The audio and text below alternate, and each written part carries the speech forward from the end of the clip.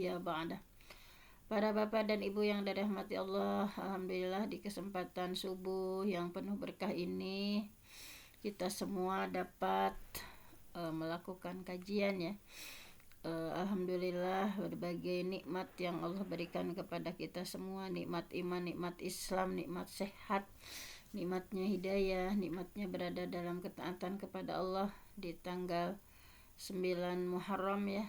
Mudah-mudahan saum Tasu'a Asyura ya pada hari ini dan besok kita diberikan kekuatan oleh Allah Subhanahu wa taala untuk istiqomah berada di jalan Allah. Dan hari ini insyaallah kita akan sama-sama membahas mengenai faidah bulan Muharram ya, bahwa hari ini kita sedang melaksanakan saum Tasu'a Asyura ya, saum 9 dan 10 Muharram. Nah, ada apa saja keistimewaannya di bulan Muharram itu? Nah, insyaallah akan kita bahas hari ini. Baik, di sini sudah ada ya buku mengenai faidah bulan Muharram. Ya, ini faidah bulan Muharram. Nah, insyaallah akan kita bahas dimulai dari faidah yang pertama ya, bahwa di faidah pertama ini dinyatakan bahwa bulan Muharram itu adalah bulan pertama ya dalam penanggalan tahun Hijriah 1446 sekarang ya, 1446 Hijriah. Di bulan Muharram ini adalah bulan pertama dalam penanggalan tahun Hijriah dan juga bulan terakhir di antara 3 bulan haram yang mutawaliyat ya. Di dalam hadisnya itu bahwa Allah itu memberikan keistimewaan 4 bulan yaitu mutawaliyat berturut-turut, Zulqa'dah, ini juga bulan Muharram, bulan haram maksudnya, bulan yang mulia ya, kemudian Zulhijjah dan Muharram, dan yang terakhir nanti Rajab ya, itu adalah bulan-bulan yang Allah muliakan. Nah, dalam surah di antaranya di surah At-Taubah ya disampaikan bahwa a'udzu billahi minasyaitonir rajim, inna iddatasy syuhur, sesungguhnya iddah jumlah syuhur bulan, indallah di sisi Allah, isna asyara syahran 12 bulan. Jadi inna iddatasy syuhur, sesungguhnya jumlah bulan, indallah menurut Allah, isna asyara syahran adalah 12 bulan ya, fi kitabillah merupakan ketetapan Allah, yauma khalaqas samawati wal ardh, pada hari Allah menciptakan langit dan bumi, minha di antara yang 12 itu arba'atun hurum, ada 4 bulan haram. Nah, ini begitu istimewanya bulan Muharram. Nah, di antaranya dikuatkan dalam hadis yang sering kita bahas ya di bulan-bulan haram. Di sini hadisnya, inna zaman, sesungguhnya zaman, waktu itu qadistadaro, waktu itu berputar. Jadi waktu itu terus berputar ya, kahayati yauma khalaqallahu samawati wal ard. Jadi bumi itu berputar kahayati sebagaimana keadaannya, khalaqallahu samawati wal ard, keadaannya Allah menciptakan langit dan bumi. As-sanah isna asyara syahran. Jadi setahun itu ada isna asyara syahran. Setahun itu ada 12 bulan. Minha di antara 12 bulan itu arba'atun hurumun, ada 4 bulan haram. Salasun mutawaliyat, 3 bulan di antaranya berturut-turut. Zulqa'dah yaitu bulan Zulqa'dah, wa Zulhijjah yaitu bulan Zulhijjah, wal Muharram dan bulan Muharram, wa Rajab dan bulan Rajab, Mudhar alladzi baina Jumada wa Sya'ban, yaitu Rajab nantinya bulan Rajab yang terpisah dari 3 bulan berturut-turut bulan mulia ya. Satu bulan Rajab, yaitu bulan antara Jumadil Awal dan Sya'ban. Nah, baiklah, itu faidah yang pertama ya, bahwa bulan Muharram itu adalah bulan yang istimewa di antara 4 bulan, yaitu bulan haram. Yang kedua adalah keutamaan bulan Muharram itu adalah Allah menyebut Muharram itu dengan Syahrullah, bulannya Allah. Nah, jadi di antara keistimewaan bulan ini adalah Rasulullah menamakan bulan Muharram itu sebagai Syahrullah, bulannya Allah. Nah, ketika sesuatu ya disandarkan kepada Allah, nah dalam hal ini bulan disandarkan kepada Allah, diidofatkan ya, ini adalah idofah ta'zim, penyandaran untuk bermaksud mengagungkan. Di segala sesuatu yang disandarkan kepada Allah itu adalah bukti adanya ta'zim, pengagungan. Nah, jadi menunjukkan keutamaan dan kemuliaan ya di bulan Muharram ini, karena tentu saja Allah tidak menyandarkan makhluknya kepada Allah ya, kecuali makhluk yang punya kekhususan, kecuali makhluk-makhluk yang punya keistimewaan. Nah, misalnya dalam hal ibadah ya, Abdullah, hamba Allah. Kepada siapa saja? Kepada Nabi Muhammad itu disebut Abdullah, Nabi Ibrahim, Nabi Ishak ya, dan beberapa nabi lainnya. Sama Mekah juga ya. Nah, Mekah adalah Baitullah, rumah Allah ya. Kemudian unta Nabi Saleh, naqatallah, itu adalah untanya Allah. Ya, pokoknya intinya segala sesuatu yang diidofatkan atau kepada Allah pasti sesuatu itu adalah istimewa. Nah, kemudian di faidah yang ketiga kita dapati bahwa sebagian ulama berpendapat bahwa Muharram adalah bulan yang paling utama di antara bulan-bulan haram lainnya. Jadi di antara 4 bulan haram, yaitu Zulqa'dah, Zulhijjah, Muharram, dan Rajab, itu adalah yang paling utama di antara 4 bulan itu adalah bulan Muharram. Nah, di sini dinyatakan sebagaimana Imam Hasan Al-Basri menyampaikan bahwa afdalul ashhurul hurum, bulan haram yang paling afdal, paling utama, Syahrullah al-Muharram, yaitu Syahrullah, bulannya Allah, yaitu bulan Muharram. Dan Imam Hasan Al-Basri melanjutkan ya, innallah, sesungguhnya Allah, sesungguhnya Allah iftataha, membuka atau memulai as-sanah, tahun, bi syahri haramin, yaitu dengan penanggalan hijriah pertama itu adalah bulan haram atau bulan Muharram, wa khatamaha bi syahri haram, dan menutupnya, dan Allah menutupnya dengan bulan haram juga, Zulhijjah, nah, sebagai bulan ke-12 ya. Itu adalah jadi di awal tahun Allah membuka ya, iftataha, Allah membuka tahun itu bi syahril haram, bi syahri haram, yaitu dengan bulan haram, itu sekarang, yaitu bulan Muharram, bulan haramnya.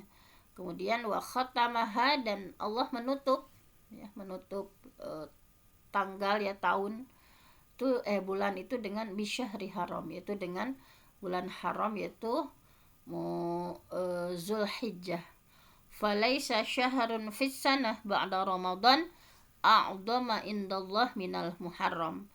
Tidak ada bulan ya, laisa syahrun, tidak ada bulan fis sanah, di dalam setahun itu ya, ba'da Ramadan, setelah Ramadan, a'dama, yang paling mulia, paling agung, indallah, di sisi Allah, minal Muharram, yaitu bulan Muharram.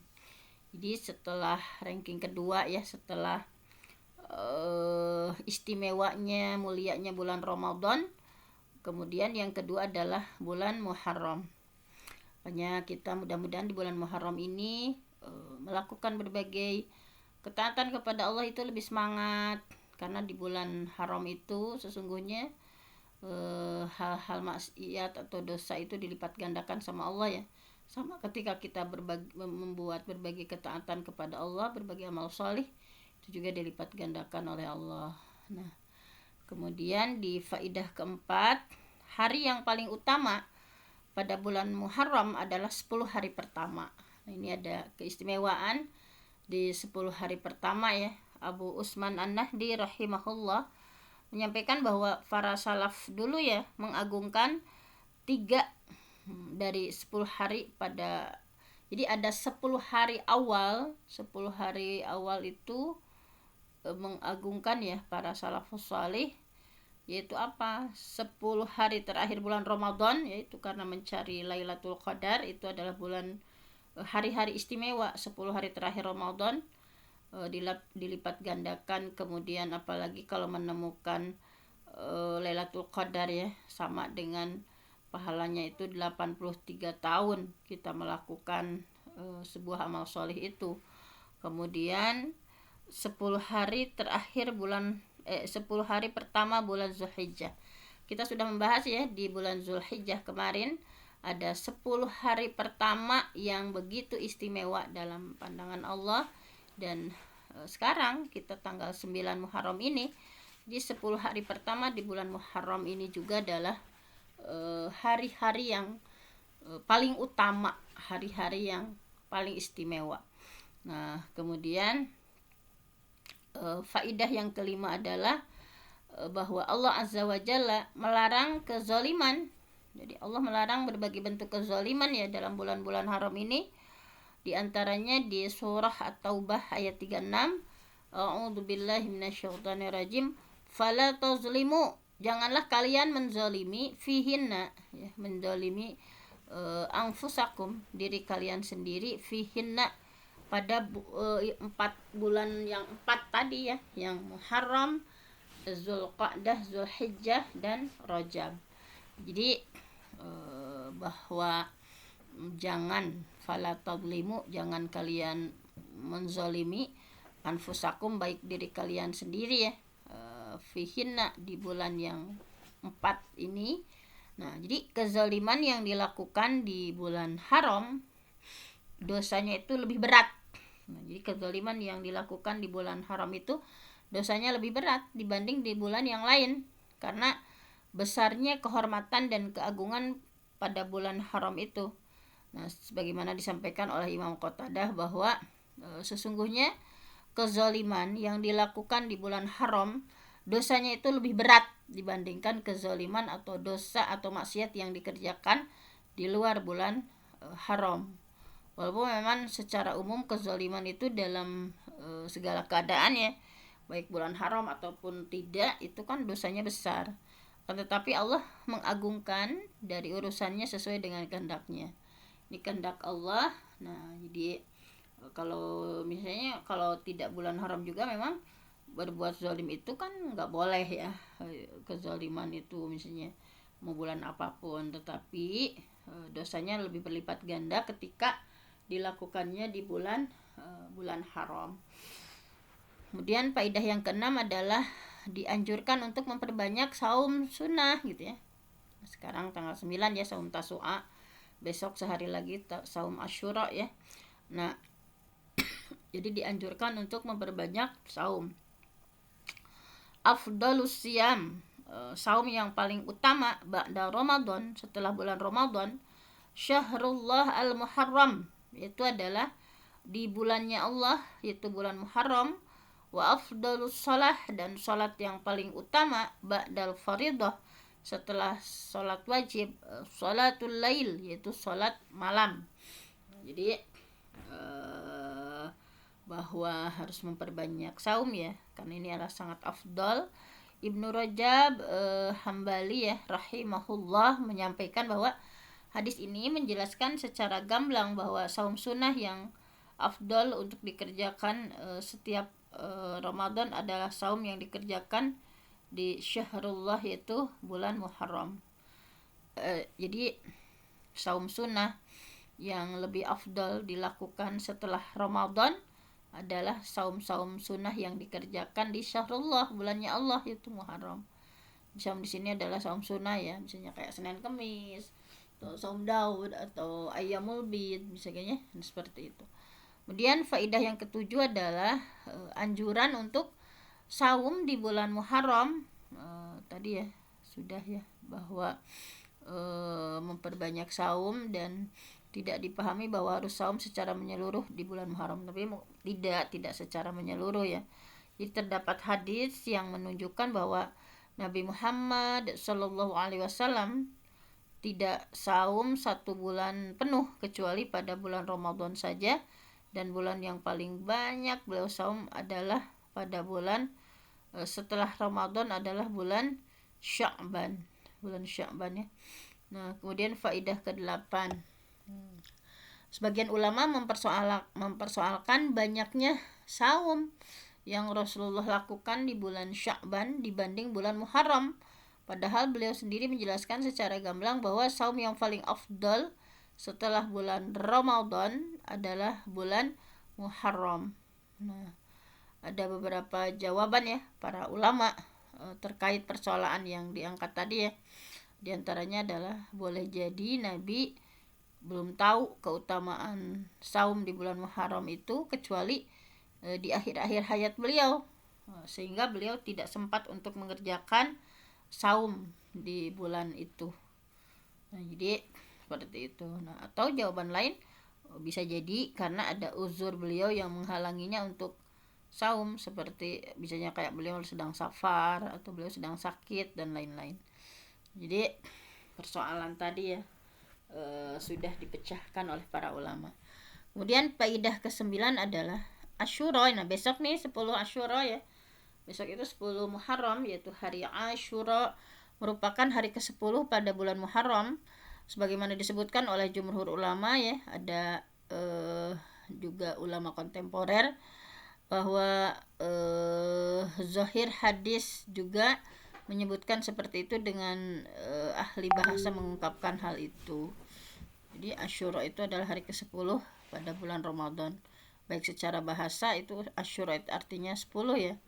Dan juga menurut zahir hadisnya. Nah, kemudian faidah ke-10, penamaan hari tersebut sebagai Asyura dimulai pada masa Islam dan belum dikenal pada masa-masa jahiliyah. Jadi ketika masa jahiliyah tidak dikenal adanya hari Asyura ya. Tapi ketika Islam datang, nah Asyura ini muncul ada, yaitu semenjak Islam hadir. Yang ke-11 adalah sangat dianjurkan saum di hari Asyura. Nah, sekarang ya Tasu'a, besok 10 Asyura, jangan lupa 2 hari ini kita adalah saum 9-10 Muharram ya. Ini hadisnya. Nah, kalau ini yang Asyuranya yang 9-nya juga ada ya hadisnya. Jadi keistimewaan saum di hari Asyura, wasiyamu yaumi Asyura, dan saum di tanggal 10 ya di Asyura, ahtasibu. Kemudian saumnya itu berharap Allah, berharap hanya kepada Allah, ayyukaffiras sanah. Allah akan menghapuskan yukaffir. Jadi Allah menghapuskan as-sanah, dosa 1 tahun, allati qablaha, itu dosa 1 tahun yang lalu. Nah, itu. Kemudian faidah ke-12 adalah dosa yang dihapuskan oleh Allah itu di saum Asyura itu adalah seluruh jenis dosa, baik dosa kecil ya, bukan dosa-dosa besar. Kalau dosa besar itu mah tidak bisa dihapus dengan ini ya. Dan ini berbeda pendapat di antara para ulama. Nah, jadi kalau seorang hamba misalnya kayak punya dosa-dosa kecil, maka dengan saum ini ya, dengan saum Tasu'a Asyura ini, dengan saum Asyura ini bisa menghapuskan dosa-dosa. Kalaupun tidak ada dosa kecil, tidak ada dosa besar, maka sama Allah dicatat bahwa orang tersebut adalah sudah melakukan amal kebajikan dan diangkat derajatnya oleh Allah. Jadi ketika punya 1 atau beberapa dosa besar, maka diharapkan saumnya itu bisa meringankan. Jadi kalau ke dosa kecil mah betul-betul dihapuskan. Kalau kita punya dosa-dosa besar, mudah-mudahan Allah meringankan. Nah, di sini faidah selanjutnya adalah hendaknya seseorang berusaha untuk melakukan saum Asyura Begitu juga memotivasi keluarga, anak, orang-orang yang berada dalam tanggungannya untuk mengerjakan saum itu dan sahur bersama mereka ya, seluruh keluarga. Nah, diantaranya Rubai binti Muawaz radhiyallahu an berkata tentang saum Asyura ya. Sewaktu hukumnya wajib pada saat itu memang saum Asyura itu wajib pada saat itu karena belum ada syariat saum di bulan Ramadan kan. Jadi dulu kami itu saum pada hari Asyura.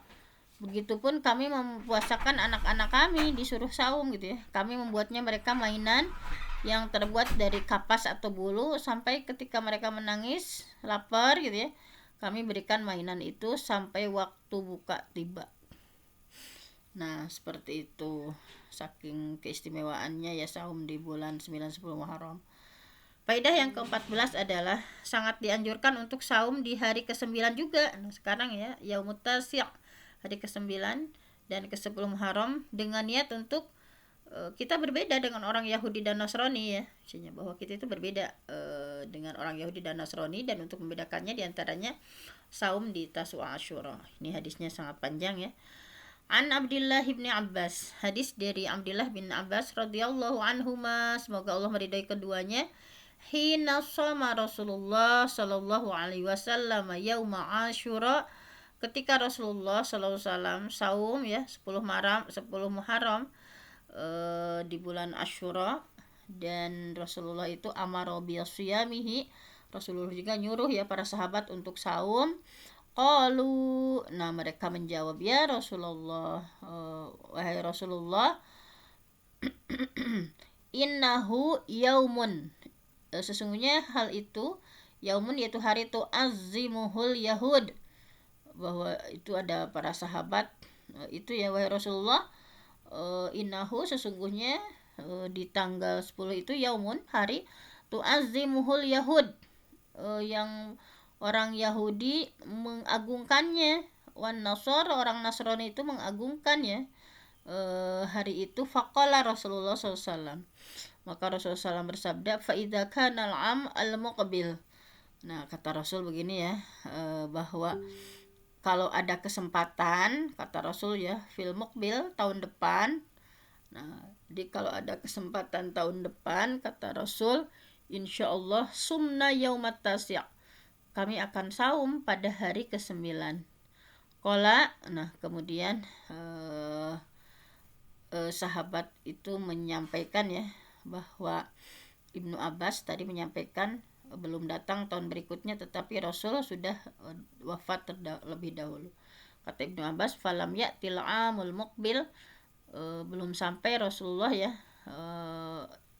pada tahun berikutnya, hatta tuwfiya Rasulullah SAW, sehingga Rasulullah SAW wafat. Jadi Rasulullah belum sebetulnya melakukan hari yang ke-9, tetapi beliau sudah menyampaikan kalau saja tahun depan Rasulullah masih hidup ya, beliau akan saum di tanggal 9-nya, mulai tanggal 9-nya. Tapi karena beliau tidak ya sudah wafat sebelum masuk ke bulan Muharram berikutnya ya, sehingga belum pernah Rasulullah saum di hari ke-9. Tetapi kalau syariatnya ya sudah sahih gitu ya, bahwa kita dianjurkan saum di 9 dan 10 Muharram. Nah, kemudian riwayat yang lainnya ya, lain baqitu, kalau aku masih hidup, ila qabil, sampai tahun depan, la asumannat tasya', nah, la asumannat tasya', maka aku akan saum yaitu di tanggal 9 Muharram selain saum tanggal 10. Jadi udah biasa kalau tanggal 10. Nah, untuk menyelisihi orang Yahudi, Rasulullah untuk membedakan ya umat Islam dengan Yahudi, sehingga ditambah dengan 9 Muharram disunahkan untuk saum. Nah, sedikit lagi ya faidah. Ini kalau ini masih banyak sebetulnya 33, cuman kita waktunya sedikit lagi.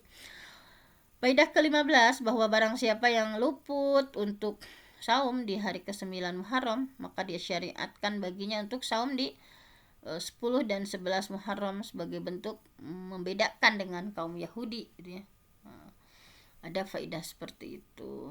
Kemudian faidah ke-16, bahwa tidak mengapa seseorang juga saum, tidak mengapa ya seseorang saum sehari sebelum hari Asyura dan juga sehari setelah, sebagai bentuk kehati-hatian dan antisipasi jangan bulan itu masih kurang atau dikarenakan ada keraguan dalam persoalan hilal awal penetapan bulan Muharram dan dikhawatirkan ada kekeliruan dalam penetapannya. Nah, ini seperti itu ya. Nah, kemudian oleh karena itu boleh jadi ya dikatakan tanggal 9 Muharram padahal itu sudah tanggal 10, atau sebaliknya boleh jadi dikatakan pada tanggal itu tanggal 11 padahal tanggalnya 10 Muharram. Maka dengan saum sehari juga sebelumnya dan sehari sesudahnya, setelah itu ya seseorang sudah meyakinkan diri saum di hari Asyura. Nah, kemudian faidah ke-17 adalah saum Asyura merupakan, menurut sebagian ulama ada 3 tingkatan saum Asyura ini ya, bahwa yang pertama saum 3 hari berturut-turut. Saum Asyura ini ada yang berpendapat saum 3 hari berturut-turut yaitu tanggal 9, 10, 11. Terdapat hadis yang menjelaskan anjuran saum di hari-hari itu, namun hadisnya lemah ya, hadisnya dhaif, lafadznya ya, sumu yaumul asyura wa khalifu fihil yahud sumu qablahu yauman au ba'dahu yauman. Nah, ini hadisnya lemah, hadisnya dhaif ya. Untuk menyelisih orang Yahudi itu saum tadi ya, baik sebelumnya sehari. Nah, ini hadis ini dhaif di tingkatan tadi ya, bahwa saum 3 hari berturut-turut dari mulai tanggal 9, 10, 11. Ini ada hadis yang menjelaskan anjuran saum di hari-hari itu, namun hadisnya dhaif, hadisnya lemah, dan sebagian salaf mengamalkannya sebagai bentuk kehati-hatian. Nah, dan kedua adalah saum pada 9 dan 10 Muharram saja. Kebanyakan hadis menjelaskan anjuran saum di 2 hari ini, dan ini yang ada dalam sunnah. Yang ini yang saum 9, 10 ini yang ada dalam sunnah ya. Nah, kemudian yang ketiga adalah saum pada tanggal 10 Muharram saja. Hal ini dibolehkan dan tidak dianggap makruh. Ada yang kebiasaannya ya udah karena Rasulullah belum sempat ya tanggal 9-nya, mereka ada yang tanggal 10 saja ya, 10 Muharram saja. Tapi yang sesuai sunnah itu tanggal 9 dan 10 Muharram ya. Itu banyak menjelaskan anjuran saum di 2 hari ini yang disebut dalam as-sunnah. Nah, kemudian faidah yang ke-18 adalah jika saum Asyura bertepatan dengan hari Jumat atau hari Sabtu, maka tidak mengapa saum di hari tersebut dan tidak dimakruhkan.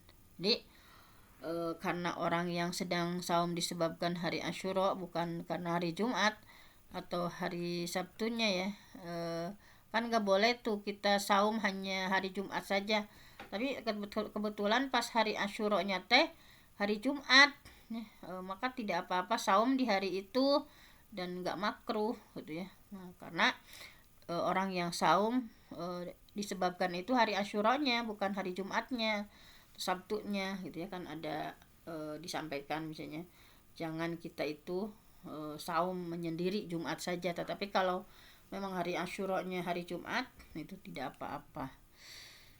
Nah, kemudian faidah ke-19, barang siapa yang memiliki tanggungan utang saum ya, utang saum Ramadan, maka tidak apa-apa dia saum Asyura dulu gitu ya. Setelah itu dia mengqadha saum Ramadannya, dan saumnya itu dinilai sah sebagaimana pendapat sebagian ulama kita bahwa dibolehkannya mendahulukan saum sunnah yang terbatas ya, kayak nyawalan terbatas misalnya, saum sunnah Taswa Asyura misalnya, walaupun kita qadanya masih ada nggak apa-apa gitu ya, kita mendahulukan sunnah yang terbatas waktu pelaksanaannya dari puasa qada Ramadan, dikarenakan waktu itu luas dan bisa dikerjakan di lain waktu.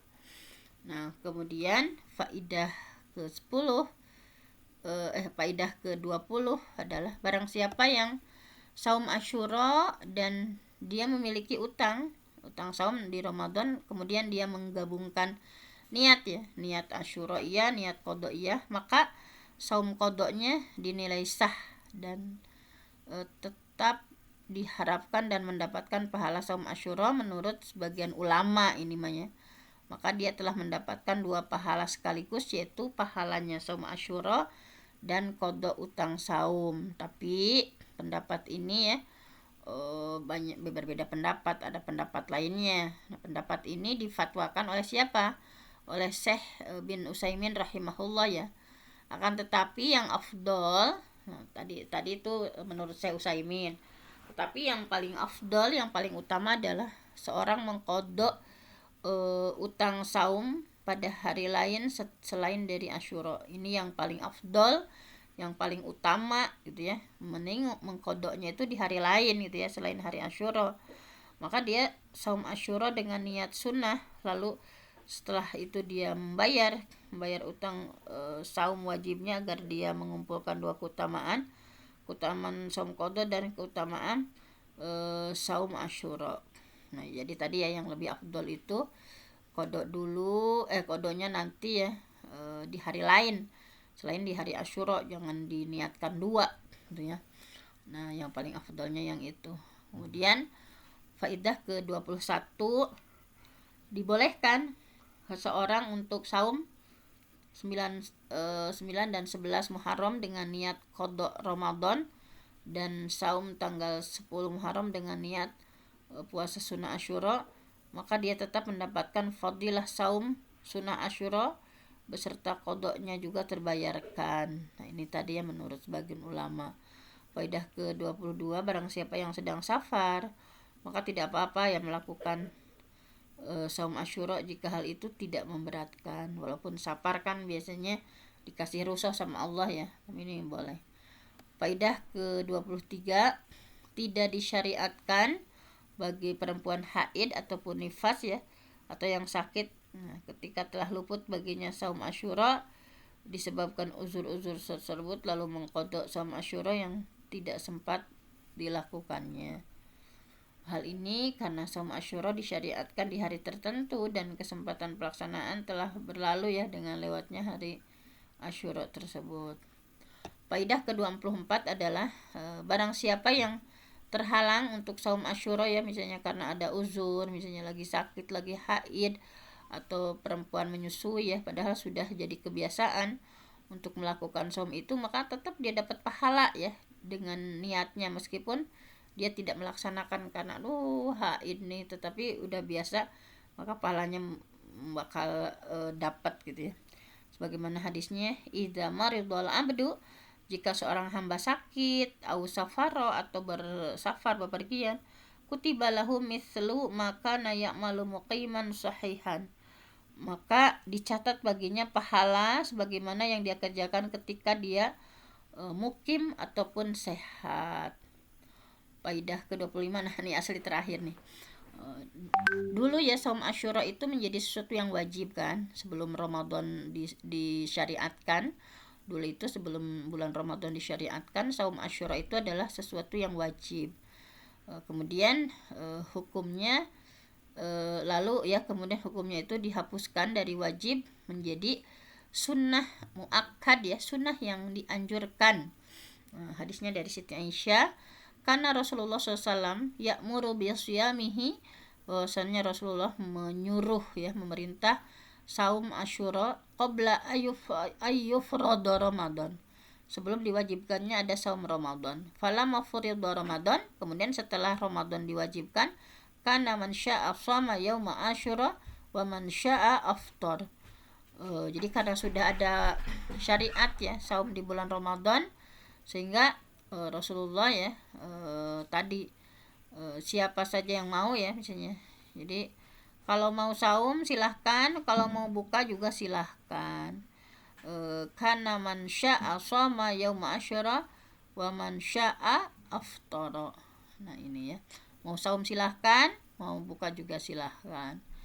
Nah, mungkin hanya itu saja ya, masih ada faidah-faidah selanjutnya. Misalnya hari Arafah lebih afdal daripada hari Asyura karena saum Asyura menghapuskan dosa sebanyak 2 tahun. Ini nanti harus dikaji lagi ya. Faidah ke-27-nya, Asyura adalah hari-hari agung di antara hari-hari Allah ya. Nah ini wa zakirhum bi ayyamillah, berzikir kepada Allah ya di hari-hari Allah itu. Jadi pada hari Asyura itu kan Allah menyelamatkan Nabi Musa ya yang tenggelam dengan Firaun. Kemudian juga Nabi Musa saum ya sebagai bentuk syukur kepada Allah atas berbagai nikmat, dan Nabi Muhammad saum memerintahkan untuk saum sunnah mengikuti Nabi Musa atas dasar bersyukur terhadap nikmat Allah di waktu-waktu nikmat tersebut diperbaharui. Nah ini ya banyak sekali keistimewaan bulan Muharram. Mudah-mudahan kita menjadi lebih baik ya di bulan Muharram.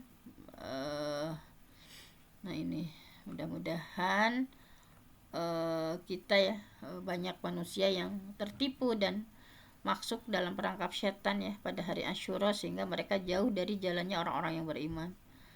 Nah jadi mudah-mudahan kita semua mampu betul-betul ya melakukan berbagai ketaatan di bulan Haram ini ya, bulan Muharram. Mudah-mudahan Allah memberikan kelembutan hati kita ya untuk menerima berbagai syariat Islam dengan sesungguh-sungguhnya, dengan penuh kesungguhan dan penuh kesabaran.